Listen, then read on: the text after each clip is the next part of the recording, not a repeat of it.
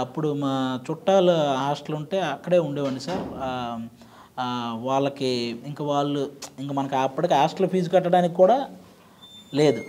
అందుకని చుట్టాలకు సంబంధించిన వాళ్ళు ఒక హాస్టల్ పెడితే అందులో ఉండేవాడిని సార్. అది కూడా ఒక ఒక లేడీస్ హాస్టల్ సార్ అది.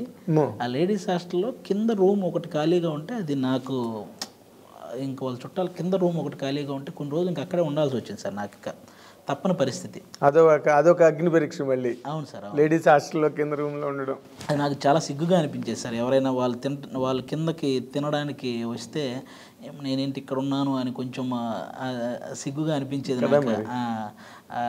ఇంకా వాళ్ళు ఎవరైనా ఆడపిల్లలు ఎవరైనా తినడానికి వచ్చిన ప్లేట్తో వాళ్ళు వస్తారు, మెస్లోకి వస్తారు కదా సార్. ఆ మెస్ పక్కన రూమ్ అనమాట నాది. వాళ్ళు ఆ మెస్కి వచ్చినప్పుడు నేను అసలు బయటికి రాకుండా లోపలే ఉండేవాడిని. అసలు నేను అక్కడ ఉన్నట్టు కూడా వాళ్ళు ఎవరికి తెలియకుండా ఎవ్వరూ లేని టైం చూసి మళ్ళీ కిందకి వెళ్ళిపోయేవాడిని సార్. మళ్ళీ వాళ్ళందరూ వాళ్ళ మెస్ అయిపోయి వాళ్ళంతా రూములకి వెళ్ళి నైట్ వాళ్ళు అయిపోయిన తర్వాత మళ్ళీ రూమ్కి వచ్చేవాడిని సార్. ఇలా ఉండేది చాలా రోజులు.